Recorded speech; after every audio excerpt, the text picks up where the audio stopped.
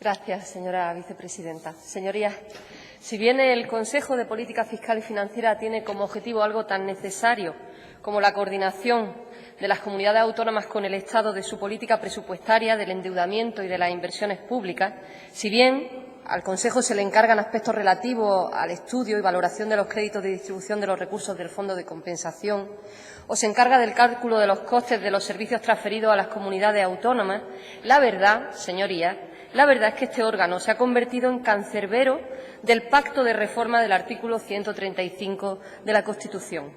Guarda con celo la prioridad absoluta al pago de la deuda pública y de sus intereses. Vigila la estabilidad presupuestaria. Vigila los planes de ajuste. Es mandatario de la austeridad y del cumplimiento del déficit público de las comunidades autónomas. Señorías, para que un Estado pueda calificarse de social, debe recogerlo su Constitución. Y ustedes, ambos, Partido Popular y Partido Socialista, han modificado las bases sagradas del Estado social, de la función social de los ingresos impositivos, poniendo por delante del bienestar de la gente de este país el pago de una deuda privada hecha pública y de sus intereses. De este modo han desvirtuado la función esencial del sistema tributario. De hecho, la reunión del Consejo de Política Fiscal y Financiera de 15 de abril estuvo marcada por exigencias de limitación de gasto al haber incumplido el objetivo de déficit para 2015. Estuvo marcada por la negativa de la mayoría de las comunidades a hacer más recortes. La justicia tributaria plasma los principios del Estado social, que debe ser básicamente un Estado impositivo, pero el Consejo de Política Fiscal y Financiera olvida el sentido de la imposición tributaria ligada al mantenimiento del pacto del Estado social. El déficit público español, que se ha situado en el 5,1% del PIB, es el segundo más elevado de toda la Unión Europea. ¿Por qué? ¿Por qué, si el peso del gasto público sobre el Producto Interior Bruto en España es 5 puntos menor que la media de la Unión Europea, el 43,3%?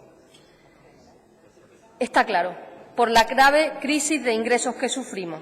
El impuesto es el instrumento de financiación que permite hacer efectivos y universales los derechos sociales, económicos y culturales en el Estado social. Y actualmente los ingresos fiscales en España suponen el 38,2% del PIB, más de 7 puntos por debajo de la media de la Unión Europea, que se sitúa en el 46,6%. Nosotros se lo decíamos. Las restricciones presupuestarias que ahogan a países enteros en una etapa de crisis nos llevan derechito a la inestabilidad económica. Lo dijimos. La senda de políticas de austeridad pone en peligro la incipiente recuperación económica posible gracias a los vientos de cola y a la relajación de la austeridad en el año electoral. Ni siquiera han logrado sus propios objetivos de déficit. Solo se ha logrado sufrimiento. Y ahora se suman a la petición de mayor flexibilidad de estos objetivos, moviéndolos por lo menos un año respecto a la senda de reducción prevista. Bienvenido al mundo del sentido común. No es enfermedad, no son 5 millones de enfermos, es sentido común. Nuestra propuesta de flexibilización de los objetivos ha pasado de ser una locura y un disparate a ser la única propuesta viable en este contexto económico.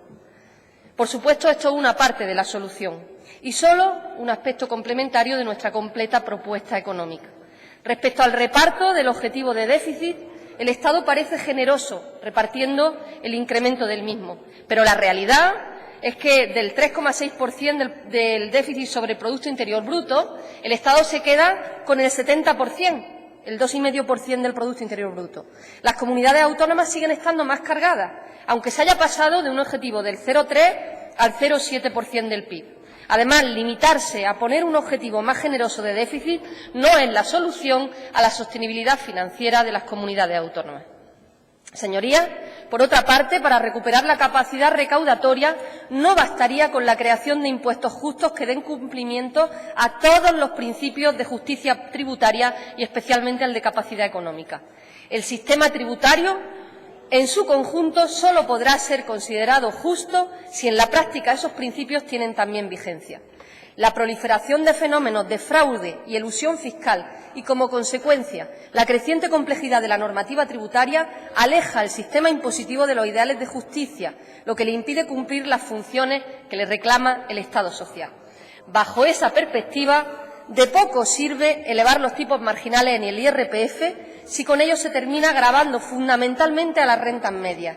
De poco sirve bajar 2 puntos el tramo autonómico del IRPF, salvo para erosionar aún más nuestro sistema impositivo directo herido de gravedad.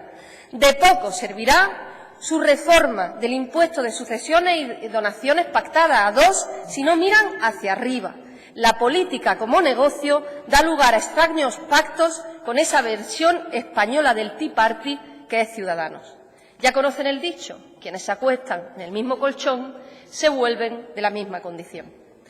La persistencia de un elevado nivel de fraude supone una grieta estructural en nuestro sistema fiscal. Por eso es muy importante conjugar la imposición directa con el nivel de fraude fiscal, que, como bien es sabido, en nuestro país es muy alto entre las rentas más elevadas. Estamos hablando de un fraude fiscal que asciende a más de 50.000 millones de euros, que supera el gasto público sanitario, de un coste de corrupción que, según la Cámara Nacional de Mercado y Competencia, asciende a 90.000 millones de euros. Sin fraude, sin corrupción, no habría déficit público ni recortes, habría superávit. Señorías, proponen Montoro comités de expertos para reformar el sistema de financiación autonómica. Miedo nos dan los comités de sus expertos, esos que tienen un mantra ideológico claro, que esconden un intencionado uso de unas posiciones económicas que no son economía, son ideología, una ideología contraria al interés general. Montoro envió carta a las consejerías autonómicas de Hacienda para instarles a cumplir la Ley de Estabilidad Presupuestaria y la regla de gasto, es decir, para instarla a recortar gasto público, sin atajar el problema de raíz. ¿Ha dicho el ministro en algún momento que hay que reformar el sistema impositivo? ¿Que hay que luchar fehacientemente contra la elusión fiscal, contra el fraude, contra los paraísos fiscales? No. De las empresas que componen el IBEX 35, 32 tienen presencia en paraísos fiscales. Se ve para quién gobiernan. Es preferible seguir poniendo el pie sobre la sanidad pública, sobre la educación pública, es preferible desgastar el pacto social. Por su parte, las comunidades autónomas han cargado con el mayor peso de la reducción del déficit y para conseguirlo han reducido de manera significativa el gasto en servicios sociales fundamentales entre 2009 y 2014. Andalucía ha estado comprometida con la estabilidad de las cuentas públicas, pero tiene la urgente necesidad de reformar el sistema de financiación autonómica ante un grave problema de infrafinanciación.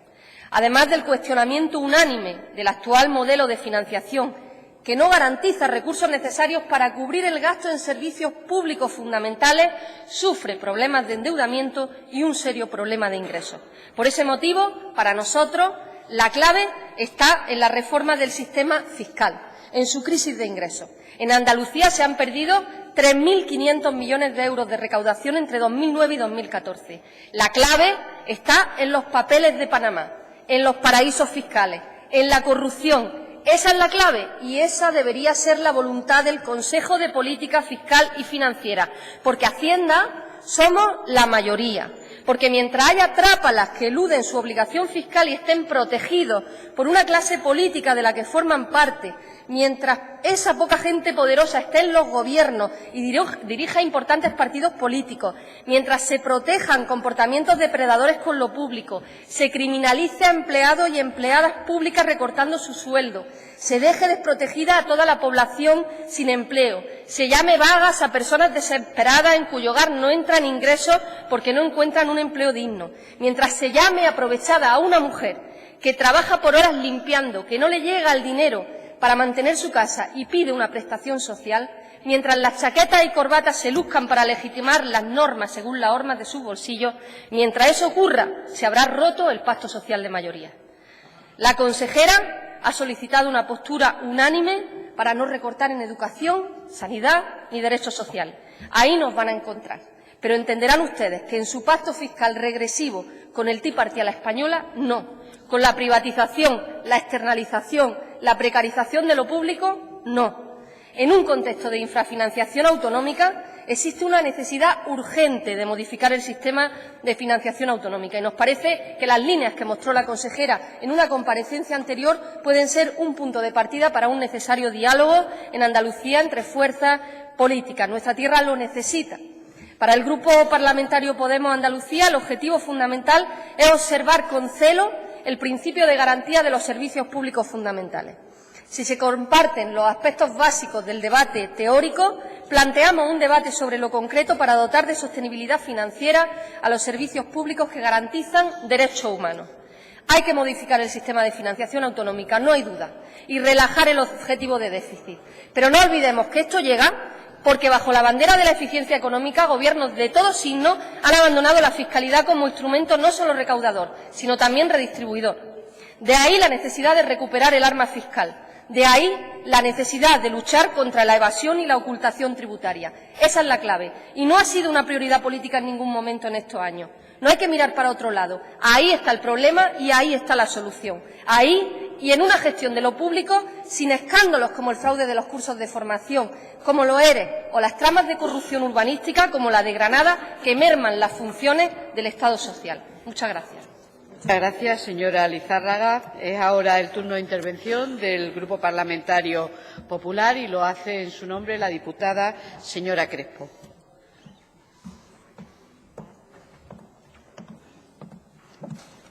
Señoría, tiene usted la palabra.